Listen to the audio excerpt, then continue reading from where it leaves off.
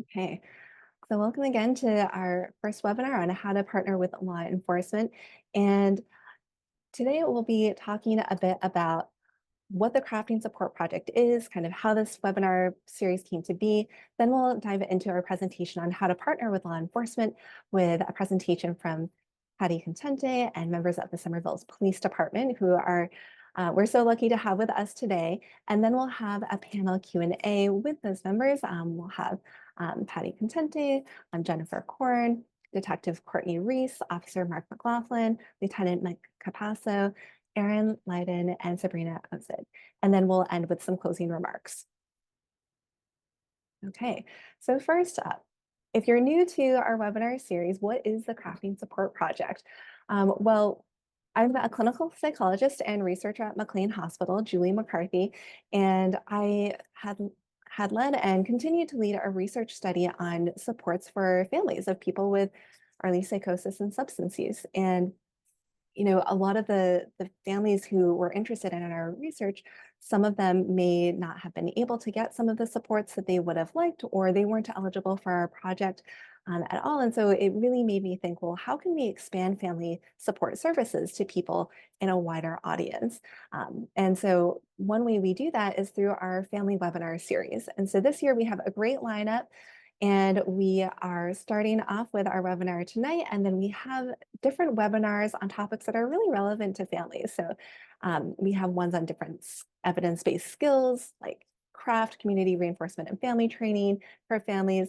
We have a presentation by one of our certified peer specialists about recovery and their role in care.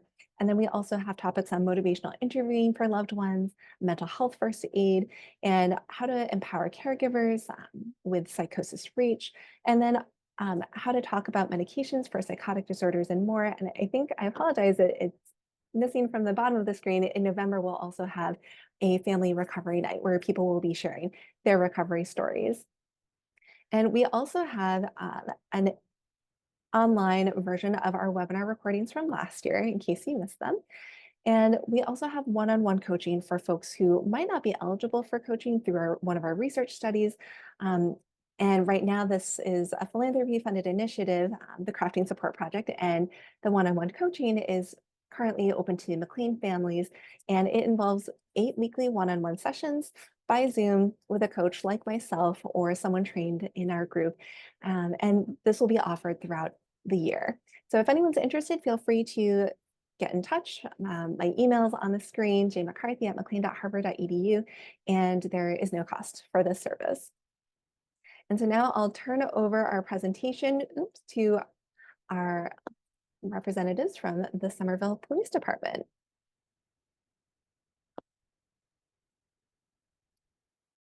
Hi, Julie. Thank you so much. Thank you so much for having us as part of the Craft Support Program.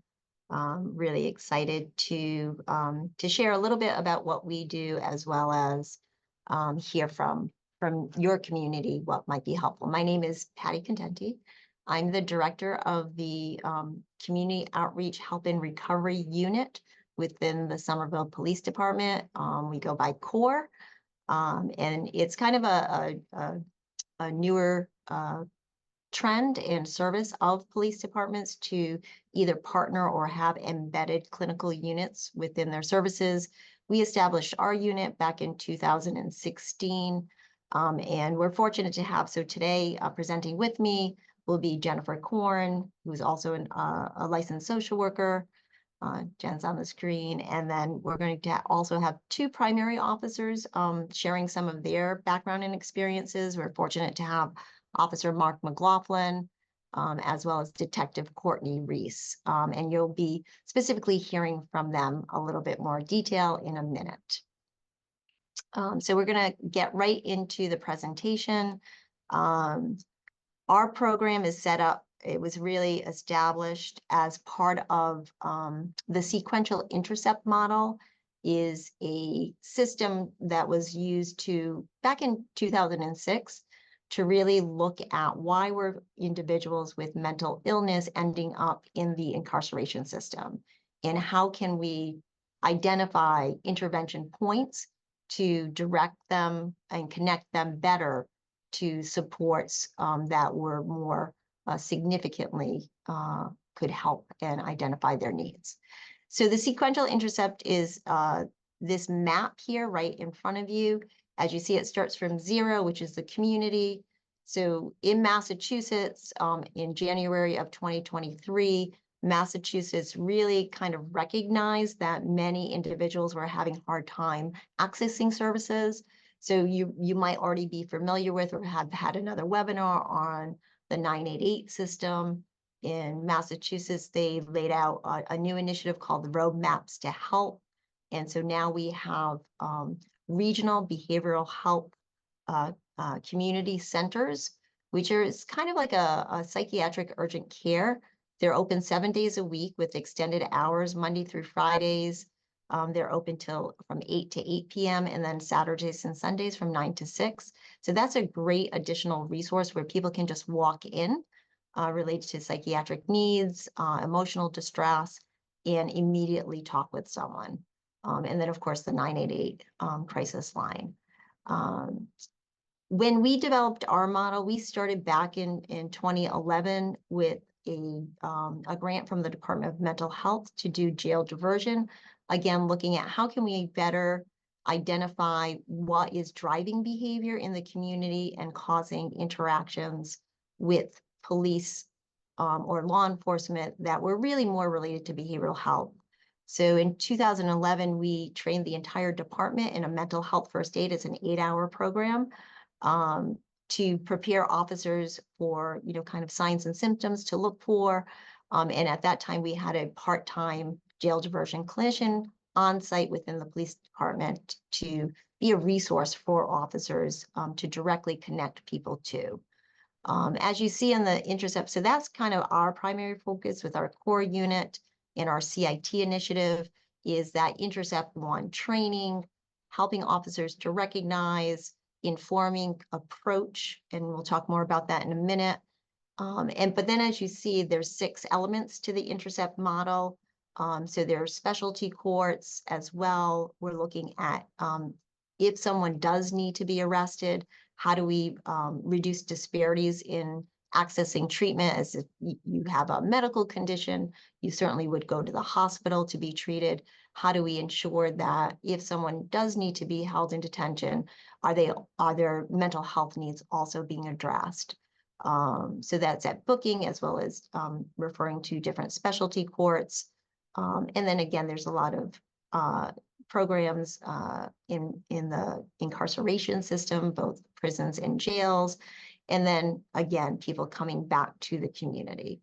So working across those systems has been really important. And as I mentioned, we started in 2011 with a jail diversion program with the mental health first aid. It's only an 8-hour program. We found that that's a really good program. Some of you may have taken as a community program as well. In 2013, we received a second grant from the Department of Mental Health to do crisis CIT, which is crisis intervention team training. And we are now a regional training and technical assistance center, 1 of 6 in the state of Massachusetts. Jen and I oversee that model. Our focus is really what the logo represents. What information can officers, kind of understand? So a lot of the training, which you'll see in the next slide, we really dive into a lot of clinical content. We want the officers to understand how a mental health condition might impact someone's verbal responses, their ability to process information, their cognitive ability. People's tolerance for stress might be compromised if they also have a behavioral health condition. And so we're giving them a lot of information in this 40-hour, 5-day program. We're covering the primary, kind of most common mental health conditions, mood disorders, psychosis, addiction. And then we're also have a huge focus on including presenters. We work a lot with NAMI and including the perspective of folks with lived experience, both family members as well as individuals. So we have a number of presentations. We've been fortunate to work with a variety of skilled presenters who come in, who are experts in, say, trauma, but also have some lived experience, and that really, really kind of empowers, officers to kind of ask questions about things that they don't understand. Because when, and Courtney and Mark may talk about this, but when police are called, it's oftentimes people's worst moment. It's not their best day. And so, kind of understanding that, and then also having the opportunity to see that people do recover, that people do get better, and there's possibilities. And that's why it's so important to really kind of have that informed response, because every contact makes a difference, is what we believe. In how everyone is, kind of treated, reducing that stigma, really normalizing and, kind of understanding that folks are more than their behavior, but also understanding that all behavior is communication. So what is that person trying to communicate? What are their needs, and what's going to be the best disposition in terms of, kind of the outcome in those immediate circumstances. Jen, I don't know, I'm going to invite you to, if you want to add anything in at this point. No, I think just the schedule really speaks to the wealth of, we're really trying to hit all ages, all sort of situations, from autism and adolescence to Alzheimer's. And like Patty said, there's a lot of clinical components, but it's more, we're not expecting the officers to become clinicians, but to really inform what they might be seeing and to give them considerations of what someone's presenting with. And there's a big component of role play, scenario-based training, where we're evaluating the officers in simulated experiences to practice those skills and to demonstrate their understanding of the tactics as well, the de-escalation tactics. Yeah, so we spend a whole day on crisis negotiation, de-escalation, to try to really kind of, that's our day to kind of apply the knowledge that they've learned about the clinical content to their roles as police officers. So at this time, we're fortunate to have Detective Reece and Officer McLaughlin on. I'd like to turn it over to them. Maybe, Courtney, if you wanted to start and just kind of talk about CIT, the CIT experience, and how you see that useful in your role with the Somerville Police Department. Sure. So CIT has been, I think it's been completely invaluable to us just across the board. It changes the way we respond. It changes our interactions with individuals we come across. A lot of times we go to the same houses and the same residences over and over, and you develop a rapport with these individuals. You get to know them, you know their stories, you know their histories, you know if maybe their baseline is off, and okay, they're having an extra bad day today. So that definitely helps, and it changes our response. So before this was kind of trained and ingrained into all of us, law enforcement wasn't very understanding, and you'd see someone who might be somewhere on the spectrum, but they're not making eye contact, or they're not responding to you, or they're walking away, or behaviors that in the criminal world would lead you to believe something's going on. But for this person, this is just how they present, and it completely changes your understanding of your interaction, and it can help de-escalate the situation and can lead to a better resolution for everyone. Thanks, Courtney. Mark, if you want to kind of chime in. Sure. Well, not just to repeat what Courtney said, I'll talk a little bit about my background and how I got into this. Is before I was a police officer, I was doing street outreach with homeless youth, homeless and at-risk youth. And obviously in that population, there's a lot of substance use. There's a lot of people suffering from mental health issues. And occasionally I would have to call the police. And those weren't positive experiences. And often the police would show up and it would make things worse. And I remember thinking at the time, man, I'm trained to deal with these kids. Why aren't they trained? Why don't they get the same training that I do? That I have to de-escalate these people. You know, and as I was excited to learn, as I think Patty and the Somerville Police Department, by the time I got hired, it was kind of a well-established thing that they were moving in this direction. And it is just an invaluable tool. It's just another tool that we can use to engage people, and it makes our jobs easier. It's really about recognizing things, as Courtney said, that this person isn't just being difficult for being difficult's sake. It allows you to have more compassion to see where people are coming from, or put yourself in their shoes a bit more, and gives you the skill set to calm things down, slow things down, use the verbiage or the skill set to use, just to enable you to do a better job in connecting with people.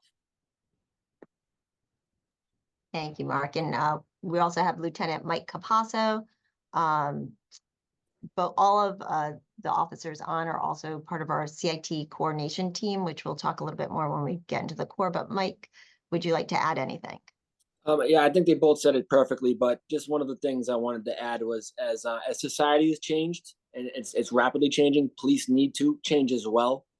We need to be honest with ourselves, and as and stay on top of the game, because it's very easy to be left behind. So the days of arresting people for disorderly conduct and not being able to have the ability that these people are in mental health crises, those days are gone. Those are no longer acceptable in society's eyes. And in terms of police, they need to change, and they have been changing, thankfully, through programs like CIT. So I just wanted to reiterate what Courtney and Mark had said. And as society's changing, we need to change with it and stay on top of our game. Yeah, thank you. So we're gonna just so I know that some folks are maybe from other parts of the state or country. So Crisis Intervention Team is a international program, actually. And just in Massachusetts, we have the map here. We are one of 6 crisis intervention team training and technical assistance centers. So you see, we have just the Somerville region. We are engaging 75 different police departments. So we're really hearing from different areas of the Northeast Metro Boston area. In addition, we recognize that, no one can be totally competent after just a 5-day training if you have no other background. So our model in our region is really to try to reinforce a building block training concept. So we've kind of aimed towards like a continuing education model. So once officers complete the 40-hour, we're offering a range of advanced trainings, Blue Courage, resiliency. We know that if someone is not taking care of themselves, then they're not going to be their optimal performance and their best that they can be. So resiliency is a really important aspect for everyone, not only officers, but everyone. We've done, highlighted trainings, deeper dives into certain topics like Alzheimer's, motivational interviewing, trying to build those communication skills in understanding how to really kind of engage with folks effectively. In Somerville, we're very fortunate. We've had a great commitment from the administration here in Somerville, and we're at about 95% of all of our officers trained in CIT, and now our goal is to kind of build upon those advanced trainings as well. So it is something that's available in other parts of the state as well as the region. In Somerville, as I mentioned, in 2016, we had started doing the work in 2011. We had a great success with our part-time jail diversion coordinator in 2014. She went to full-time. I, at the time, had been working for the city of Somerville, and I was based in the health department. I was a clinical youth specialist for the health department. I was supposed to be a referral resource to work with community members, and it was very hard to connect with folks. I ended up doing a lot of training, and that was an effective way. But when I started to work with, I was a supervisor for their jail diversion clinician, and when I started to look at the calls for service that police officers were responding to, the information that they were able to gather on scene, they write reports that are very detailed in terms of who was there, what was happening. It was gold for me as a social worker whose really main motivation was to connect with those individuals who were struggling in community, not connected to resources or not being able to utilize services. So in 2016, we established the core unit. Since we've established, we initially we would get maybe 20 to 30 referrals from police officers. At this point, our average is we get 50 to 60 police referrals each month. We set up a system within the Somerville Police Department's record management system for officers to be able to flag calls where they see that. So we were interested in that criminal justice intervention point. So we weren't interested in only addressing when there was a call for a psychiatric emergency, but specifically, were people at risk of getting into the criminal justice system because of their behavior? So trespassing, domestic situations, assaults, thefts, larceny, unwanted people who were causing a disturbance. So officers, when they responded to those calls, are asked questions. Did this call involve a component of behavioral health, whether mental illness or addiction? If they answer yes to those calls, then they are required to write a report. And then those reports, we're able, as the staff here at the police department, the core unit, our clinicians, are able to search those reports, and then we're doing cold call outreach. So this is what our process looks like. In addition to police, we also take walk-ins. We get a lot of referrals from community nonprofits, as well as family members. And our intake is very low bar. Our intake is call us. We don't have to fill out a form. You don't have to give us all kinds of information up front. You can just walk in and ask for assistance on anything. And through that process, our goal is really kind of to get to know people. We are not kind of not highly focused on case management. We're more of a clinical intervention where we're really trying to understand why are individuals not able to utilize their services. So oftentimes you think, well, it's an access issue. People don't have a healthcare provider. They can't get a clinician. What we found initially was that many people were connected. They had 3 case managers, sometimes a psychiatrist and a primary care, but they weren't engaging in those services. And so our, kind of our focus is really to try to get to know individuals, meet with them. Sometimes because we're not insurance driven, we're able to be very flexible in our supports. So sometimes we'll talk to people 2 or 3 times a week, because when you're in that crisis, you want to be able to connect with somebody and like, this happened again. We're doing those assessments as needed. And then we are absolutely connecting them to other supports and resources that will help them stabilize and improve their quality of life. So it's really that quality of life kind of focus. We have quarterly stakeholder groups where we meet together with, again, different city departments, nonprofits in the community, as well as family members and members with lived experience to share what's happening, where are the gaps, what are the needs, what trends are changing. We also have a monthly with our CIT coordinators, Mike, Courtney, and Mark participate in a monthly collaboration with Cambridge Health Alliance, where we talk about high-risk individuals that we're seeing in the community and, kind of how can we help them, again, utilize their care. So it's an ongoing process. Because police, I really love working with the police department because it is a community service. We're all public servants, and that's kind of the focus of our model. So we really we don't have a lot of criteria to work with people. if someone is having an encounter, they're in need of assistance, we try to work with them and in whatever their needs are. And we've been fortunate to accompany people through their immigration process or assist people with housing or stabilizing housing. So it's very much connecting with other large systems. On this slide, you'll see that we have, kind of 4 primary components that we do. What I was just talking about is that cold call outreach, short-term therapeutic supports. We also partner with the Somerville Homeless Coalition, to try to, we'll, partner with them if folks need assessments or need additional supports or resources. We also have a grant with Access Help. Access is a health program specifically for active drug users. So we go out once a week and do follow-up to individuals as well as family members. We'll go to locations where an overdose has occurred.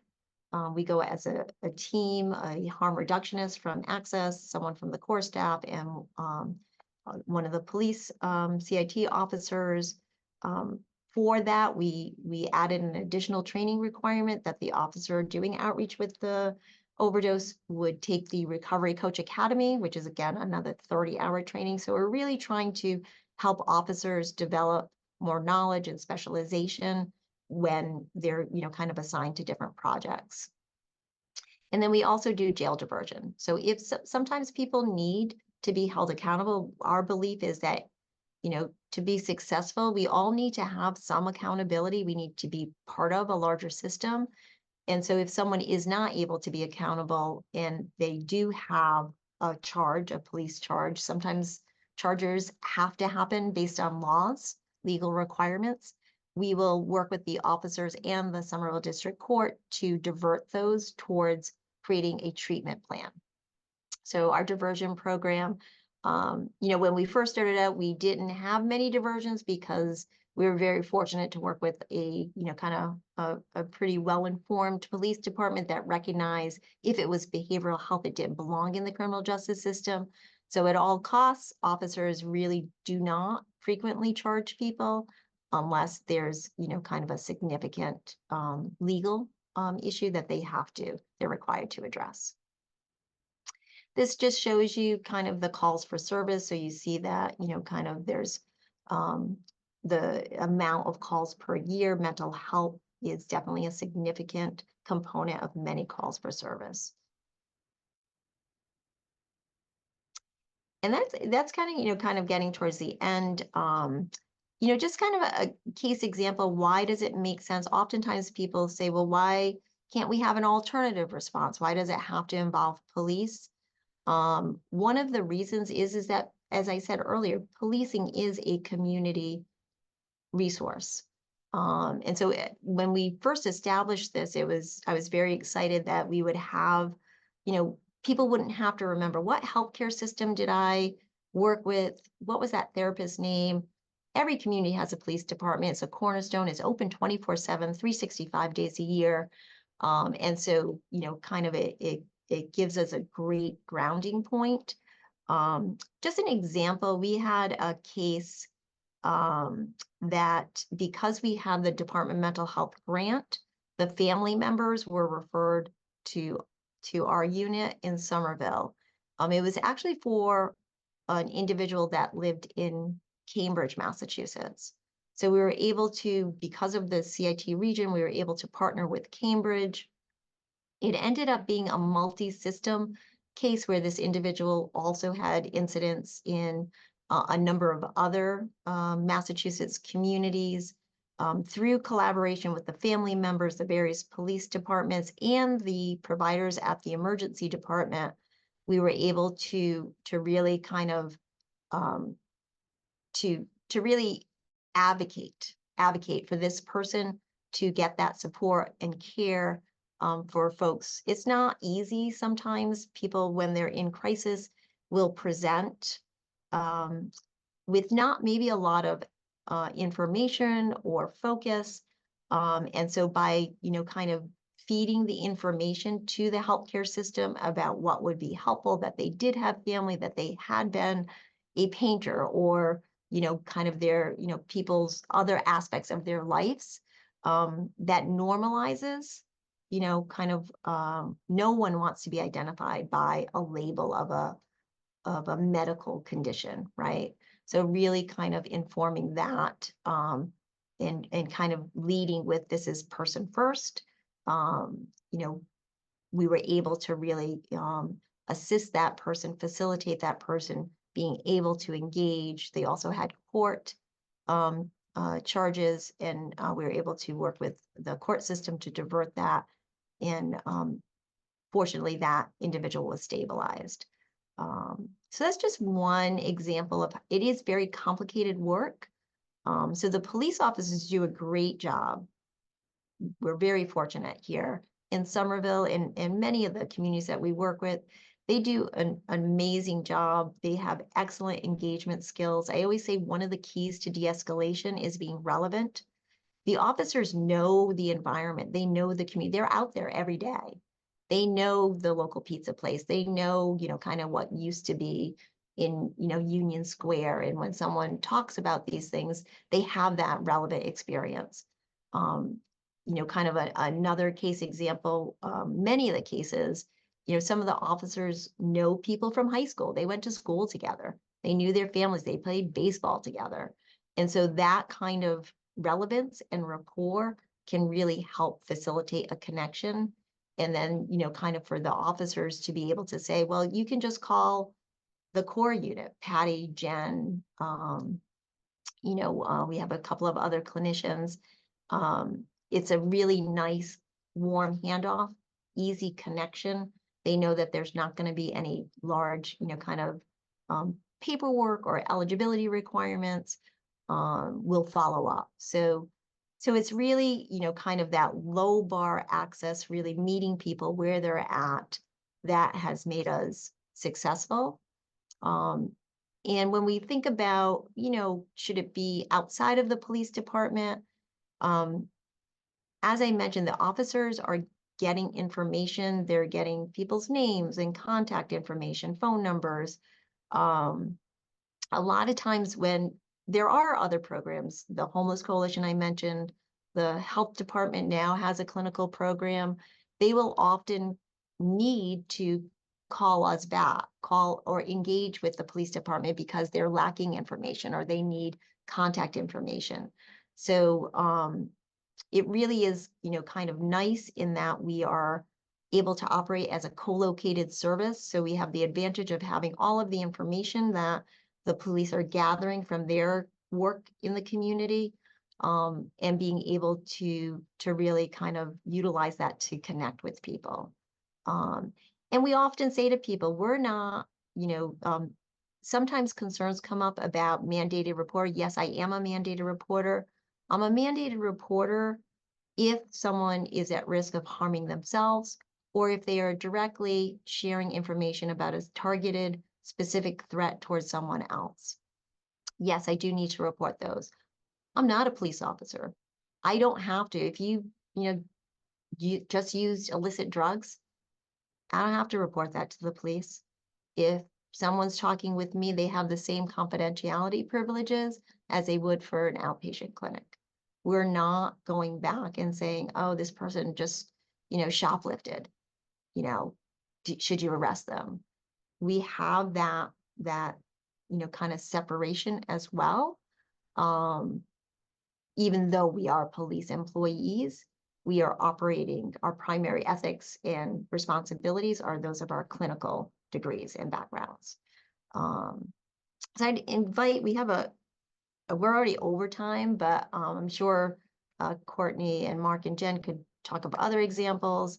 Just, you know, kind of wanted to show that this is, we don't believe that law enforcement can do this all, and that's the only program that needs to exist and be funded. As you see here, we work with a variety of nonprofits as well as other city departments to really effectively support people. That saying it takes a village is very true. And lastly, you know, our approach is very trauma informed. trauma is a significant component which gets in the way of people accessing help. And it's really kind of a compassionate response and looking at those social determinants of health. So I will end there and, be happy to entertain questions to any of our team at this point. Thank you so much for that wonderful presentation.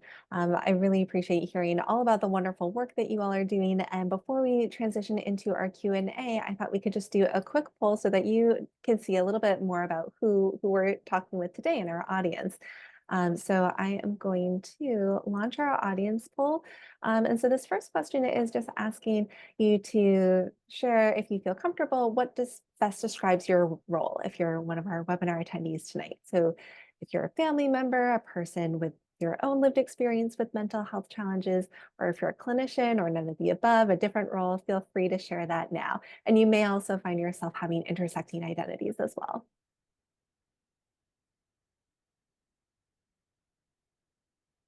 We'll give folks a few more seconds if you'd like to chime in.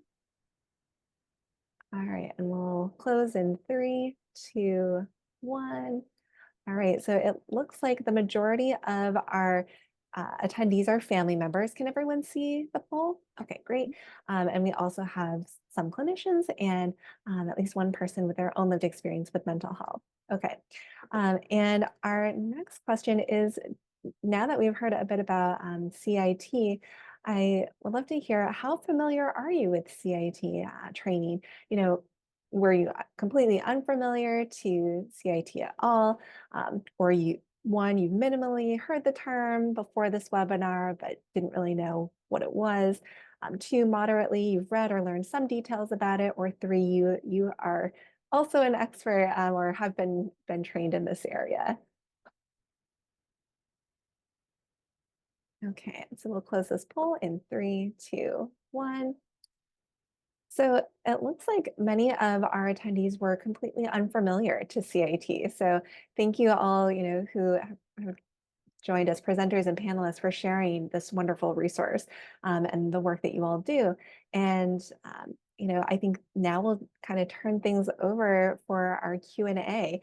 And so we have one question that was already answered in the Q&A chat, and then one that hasn't been yet. So one of the questions would be, for any of you, what do you feel like could be useful suggestions for family members about how to access, a supportive police response when managing, trying to help a loved one who's experiencing mental health symptoms, but might be hesitant to voluntarily engage in those services that you had mentioned, even if they might be available to them?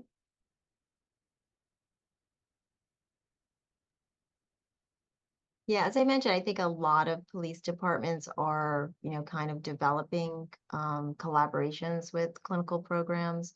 So calling your police department before a crisis occurs and asking, some police departments have registries for different conditions, whether it be, for the elderly, they have the Silver Alert program for autism. Sometimes, there's registries for those kinds of issues, just because, kind of the stimulus of lights and sirens. And the other thing is, kind of asking, do they work with a clinical partner? Do they have an embedded clinician who you might be able to talk to? So I would say, outside of the crisis, kind of explore what your police department is doing. Ask them if they're doing CIT, and kind of what the best way before you, and then you'll kind of figure out where to. I don't know if anyone else has anything else. Yeah, Patty, I just wanted to add that the police department has the ability to type in an address and add notes to a call. So if we know there has the potential to be some type of police response to an address, we have the ability to flag it, type in some notes that may be beneficial to not only the police, but to the family as well. For example, like you said, the lights and sirens, anything that may trigger the patient to act out. If we can learn from that, and we can throw that in the notes, so no matter what time the response is, it's going to pop up automatically. So just, Mark or Courtney may know that, but not the person was working at 3 a.m. So that allows us to put that information in notes, and it becomes shareable no matter what day and time it is, because it's attached to that specific address. Something I just wanted to point out.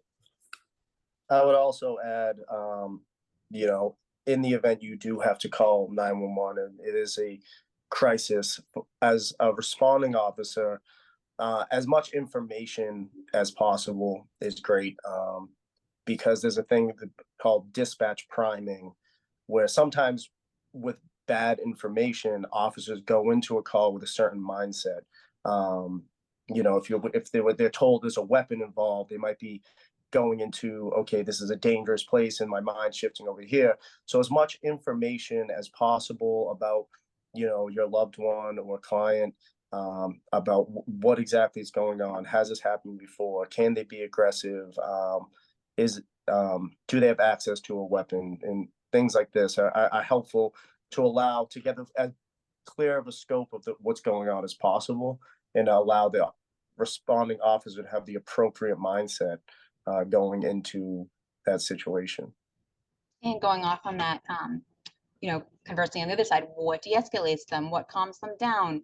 Are there certain techniques that they've learned in their own therapies and things like that? Or is there, you know, some topic that they love to talk about? Things like that we've all used if they get put in the notes, or if we've learned from going to the same places over and over, we learn about these things and we can use them in the future to say, okay, I'm going to Steve's house and he loves to talk about baseball, you know, so things like that can kind of help us redirect and calm the situation down. It's also a way, one of the questions I saw, you know, a follow-up to that question was someone who's resistant to getting support, but those are also kind of rapport building. So they see, you know, police aren't bad, they're not scary, they're not going to come rip me out of the house, throw me in the ambulance and send me to the hospital against my will. A lot of the skills that we learn are, we call them verbal judo, and it's talking to people and making it seem like it's a good idea. Just go and talk to someone. You know, you're having a bad day. There's a lot going on. There's a lot on your mind. We can kind of make it seem like this is not such a bad idea to go and maybe dip your toe in getting some services, and it might make you feel better. Great, thank you so much. And I think that kind of speaks to a couple of the questions that are kind of popping up into the chat where, you know, we might run into a situation where someone is having a bad day, having a tough time, and they may not rise to the level of like requiring a hospitalization in that moment.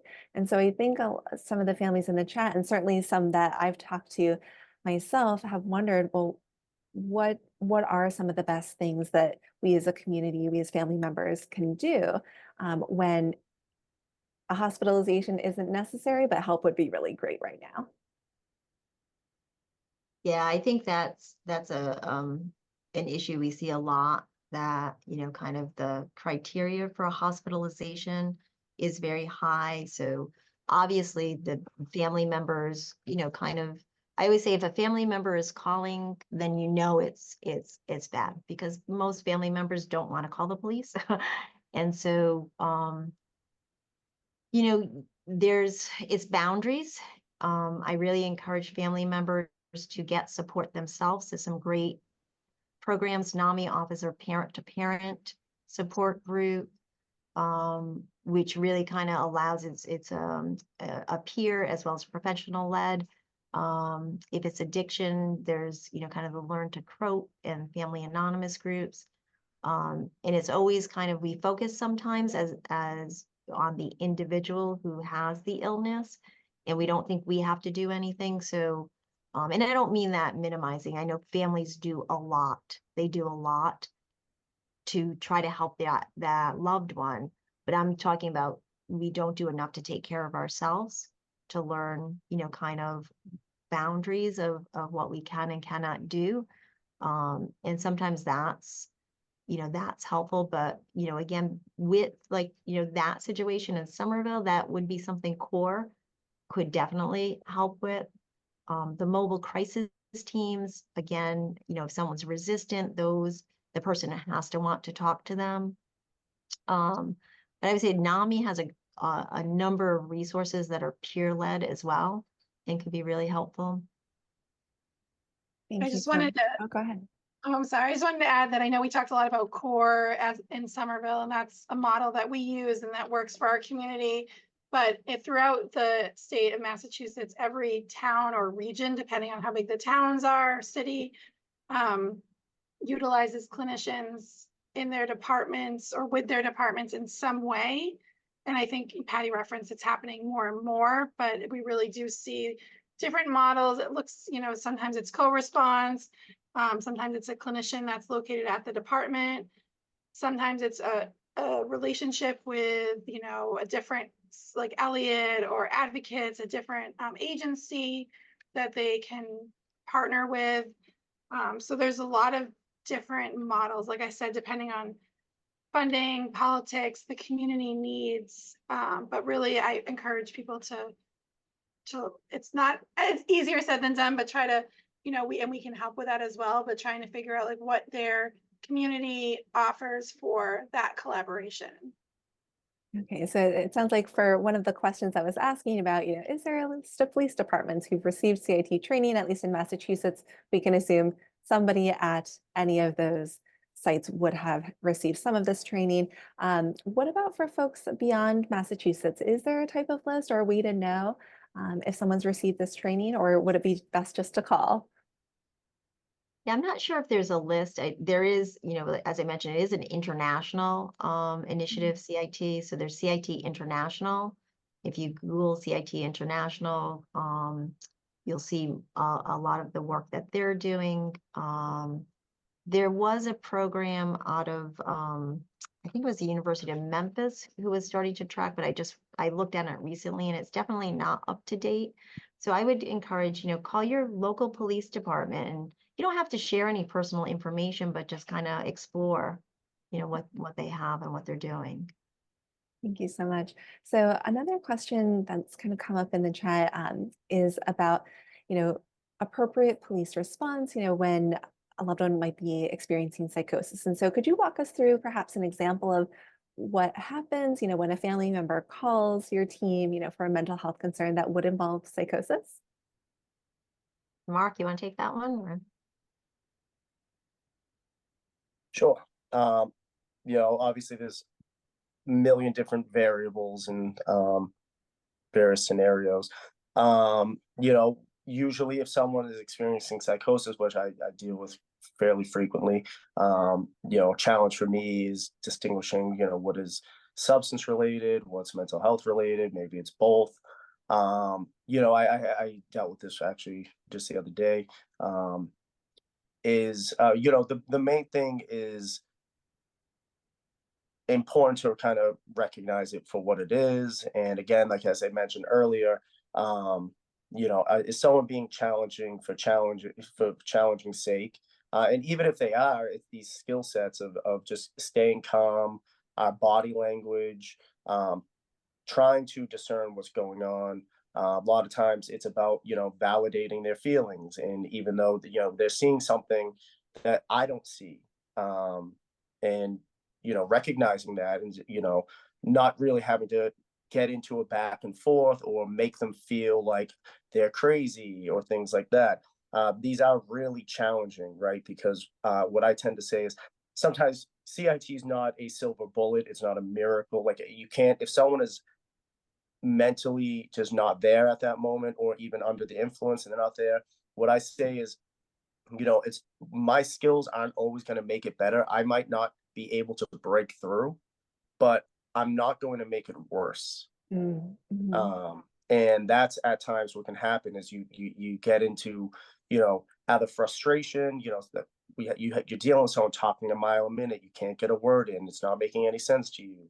And just being able to have patience and, obviously keeping safety in mind. Our body language is, something that, as we all know, it's kind of a big indicator of, most communication, obviously they say is nonverbal. How we're standing, our facial expressions, being very mindful of these things that, as we're listening to somebody, and yeah, maybe they're talking things that I'm like, what is this person talking about? This makes no sense. I'm not rolling my eyes or sighing or just my body language is that I'm listening, I'm hearing you, I'm validating your feelings. And those are all things, just those little things, again, like it's not going to be something that obviously I can fix in that moment, but trying to connect them to people that can help them. A line I use occasionally is, wow, that sounds really concerning. I'm not a medical person, or I'm not qualified to help with that, but I think some people over here, might be able to. What we encourage a lot to the other encounter a lot is what we mentioned in a past question is resistance, right? I don't want to go to the hospital. Well, what is it that concerns you about going to the hospital? And then a lot of times there'll be a valid feeling in there. Well, they treat me like crap. And I'm like, you know what? I know they do. I know that happens. I've seen it.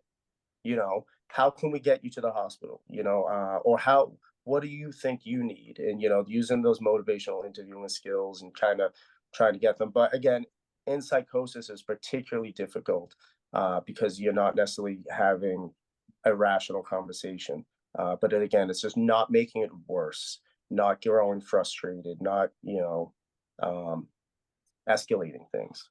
Great, thank you. Those are such important points about how to keep things moving in a stable or improving direction versus trying to, get into the place where it might be getting worse or exacerbated. So one thing that's come up with some of the families that I've worked with is that they might want to call the police and they know they need help, but they might be hesitant. They don't exactly know how it's going to go, or they might be seeing concerning signs or symptoms in a relative or a friend of theirs, but they don't know when it makes sense to call sometimes. I mean, certainly if it's bad enough, you definitely know. But what are some signs where you feel like it might be time for a family member to reach out for some help versus kind of thinking maybe this could be managed, with some time or something like that?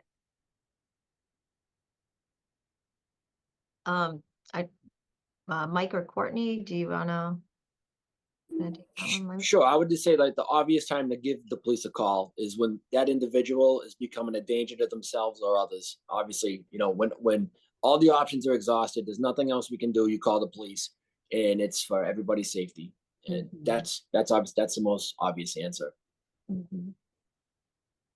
you. But it's not the only answer too. It's not the only answer. Obviously, if there's concern, we can have a police response come out there, talk.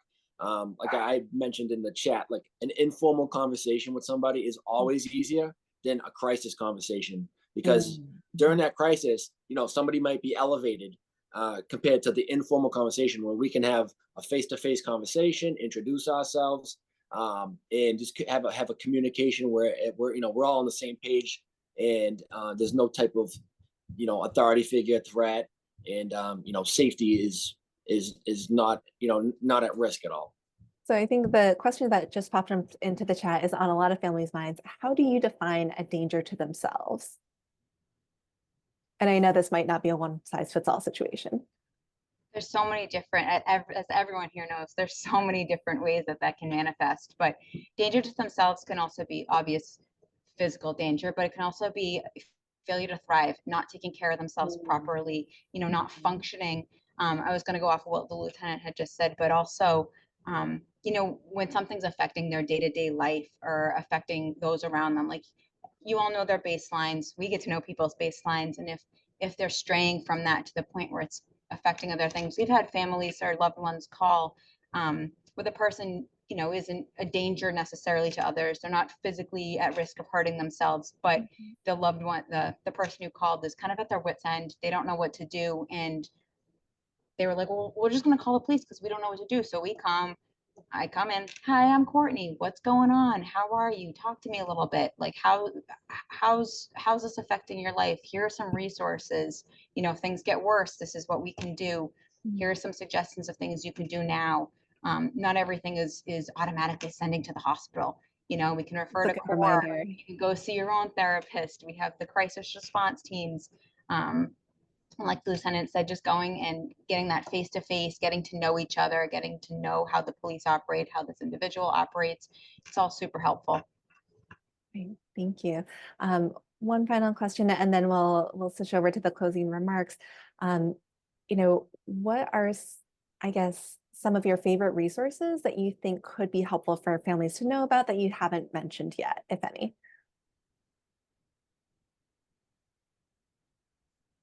I think, I have mentioned it, but NAMI is a great resource. I think the peer, kind of peer supports, there's a clubhouse, recovery centers. I think libraries are a great resource, information. I don't know, Jen, if you have any others or.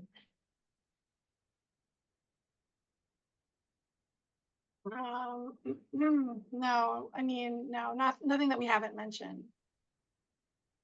First Step outreach is really good for like homelessness resources, and they get to know the community as well, and the homelessness or unhoused community get to know them. And they've been really friendly and very accessible after hours, which has been helpful with transport as well. I would just echo also what Jen said earlier is, every community is different. So find the resources in your community. I use the mobile crisis team for those gray area ones that people were talking about earlier. Or I'll use our own core team, depending on the hour of the day. Those are resources that, this isn't quite hospitalization, but it's this gray area, families concerned, let's connect you. But every community is different. Community resources are different. Not all communities are created equal. Not all police departments are created equal. We all have varying degrees of resources. So just, definitely find the resources in your community. Great, thank you so much. All right, so folks haven't been watching the chat. I put a list of some of the resources in there for reference. We'll probably have to add a few more as well. And I am just going to share my screen for a moment. And so, as we end this webinar today, I'd like you to think about, how you can partner with law enforcement in your community, whether it makes sense now proactively, or thinking about how you can do that maybe with a bit more confidence in crisis if that should occur. And then for some McLean specific resources, I've listed some here. One that I wanted to point out is that McLean on Track is having their annual Sharing Recovery Night, people speaking from their own lived experience. For this example, it's with lived experience with psychosis in particular. And then I'd like to thank all of our folks who have been part of our research or philanthropy initiative through the Crafting Support Project. And I also want to encourage folks to try to fill out that feedback survey if you can, so that we can continue to make this as relevant as possible for all of you. And so our next family webinar will be next month, Thursday, May 9th from 5 to 6 p.m. on crafting skills for families. So somebody had mentioned craft in the chat. That's something that I'm trained in and a trainer of. And so I'll be leading next month's webinar. So thank you so much. If you have any questions, please feel free to get in touch. And we look forward to seeing you all next time. Thank you so much. Thank you.